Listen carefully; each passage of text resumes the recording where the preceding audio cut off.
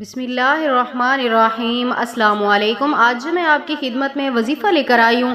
یہ رزق کے حوالے سے بہت ہی آسان اور مجرب عمل ہے۔ یہ وظیفہ اس مبارک مہینے کا شعبان کے اور خاص اس رات کا یہ عمل ہے کہ جس رات اللہ پاک خود فرماتا ہے کہ ہے کوئی مانگنے والا جسے میں رزق عطا کروں، ہے کوئی اولاد مانگنے والا جسے میں اولاد عطا کروں۔ تو اس رات کا میں آج آپ کے لیے خاص وظیفہ لے کر آئی ہوں کہ جس کے کرتے ہی انشاءاللہ تعالی اللہ پاک آپ کے کاروبار میں رزق میں برکتیں ہی برکتیں عطا فرما دیں گے۔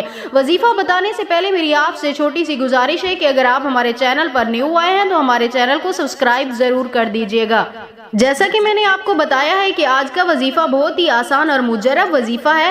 اگر آپ کے گھر میں بھی کاروبار میں رزق میں کوئی برکت نہیں ہے، کوئی ذریعہ معاش نہیں ہے، پیسوں کی کمی ہے، یا پھر آپ کی دکان ہے، کوئی کاروبار ہے، اس پہ برکت نہیں ہے، یعنی کاروبار مندہ چل رہا ہے، کاروبار ٹھیک نہیں چل رہا، تو آپ صرف ایک بار اس خاص رات کو یہ عمل کر لیں، انشاءاللہ تعالی اللہ پاک آپ کے لیے رزق کے بند دروازوں کو ہمیشہ کے لیے کھول دے گا۔